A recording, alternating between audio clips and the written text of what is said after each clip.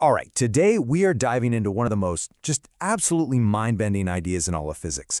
It's a concept that seriously suggests our reality is, well, not quite what it seems. So let's just jump right in. I want you to forget, for a second, everything you think you know about space. I mean, we experience the world in 3 dimensions, right?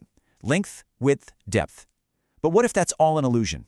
Seriously, what if our entire universe is just a projection, kind of like a hologram, that's being encoded on some distant, 2-dimensional surface? Now I know, it sounds like something straight out of a sci-fi movie, but this is a very serious scientific idea, and it has some surprisingly deep roots. So, where do we even begin with a mystery like this? Well, our investigation starts at the most extreme, the most bizarre places in the entire cosmos, black holes. See, these are the spots where our 2 great pillars of modern physics, Einstein's general relativity and quantum mechanics, they don't just disagree, they clash violently. And that clash creates a paradox so deep it forces us to rethink, well, everything.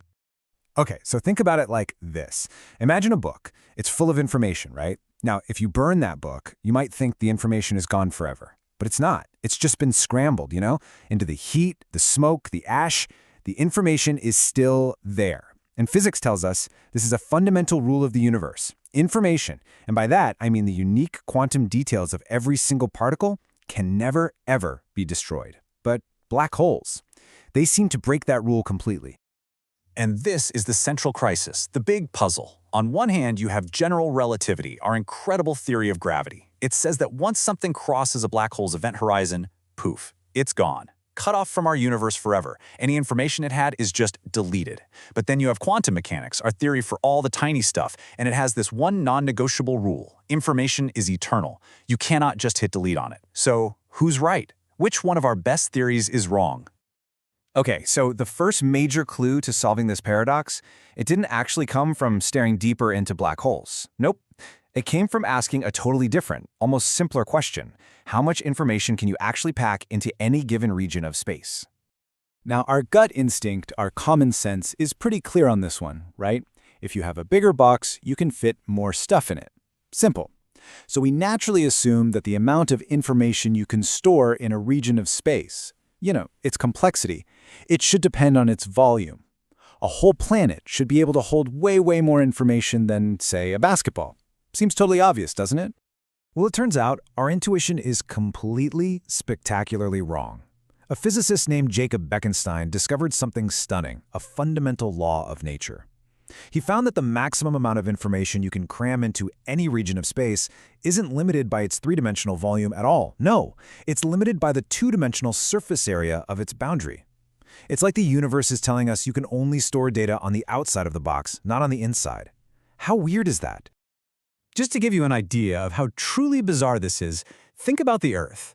In the fundamental units physicists use, its volume is 10 to the 41 times larger than its surface area. That is a 1 followed by 41 zeros. It's a ridiculously huge number. And yet, according to this Bekenstein bound, every single bit of information needed to describe every single atom inside our entire planet could, in theory, be stored on its 2D surface. The entire 3D interior seems, well, almost irrelevant. Okay, and this is where our cosmic detective story gets really good. You have to ask the question, is this area law just some weird quirk that only applies to black holes, which is what Bekenstein was studying? Or is this a clue to something much, much deeper, a universal truth that applies everywhere, to the entire cosmos? So of course, scientists immediately jumped on this and put it to the test. The first, most intuitive version of this area rule, they called it the space-like entropy bound. It looked pretty good at first, but it actually failed in certain situations, like, our own expanding universe. But then they developed a more sophisticated, more robust version called the covariant entropy bound. And this one works. I mean, it works everywhere. In every single scenario they could think to throw at it. Collapsing stars, the Big Bang, you name it, the rule holds true. It just works. So the verdict is in, and the evidence is pretty undeniable. This is not a fluke. It really looks like the universe has a fundamental law baked right into its operating system, and that law says the absolute maximum number of bits you need to describe any 3D region is always tied to its 2D boundary area.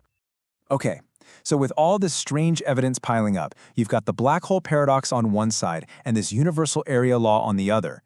two brilliant physicists, Gerard 't Hooft and Leonard Susskind. They came along and proposed a truly radical explanation that just might tie it all together. And this is the holographic principle. What it says is that everything, and I mean everything, happening inside a volume of space, you, me, this planet, all of it, can be fully described by information that's stored on its two-dimensional boundary. Think about that. If all the information is on the boundary, then maybe, just maybe, the 3D world we experience isn't the fundamental reality. Maybe it's just a projection, a hologram. The implications of this are just staggering. It suggests that our universe is, at its core, lower dimensional. It completely redefines what location even means. And look, this isn't just some wild philosophical idea. It has a real, concrete mathematical foundation. In the world of string theory, physicists actually found a kind of dictionary that lets them translate between two totally different-looking realities. One is a complex universe with gravity, a lot like ours. The other is a much simpler reality without gravity that lives on its boundary. And it turns out, they're perfect equivalents. This was huge because it showed the holographic idea could actually work. Now, I want to be really clear about something. This does not mean we're living in a computer simulation, like in the movies.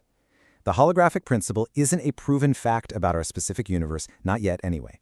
What it is an incredibly powerful and consistent guidepost for physicists who are trying to build that ultimate goal, a theory of everything. I mean, think about it. It elegantly solves that black hole information paradox we started with. It perfectly explains the bizarre area law for information. It's become a key ingredient in the hunt for a theory of quantum gravity, the theory that could finally unite general relativity and quantum mechanics. In a way, the principle is telling us what any final theory has to look like. It has to be holographic. And so that leaves us with this final, really profound question. If the three-dimensional world we see and touch and live in is just a projection, a hologram of information stored on some distant 2D surface, what does that make real? What's the fundamental truth, and what's the illusion?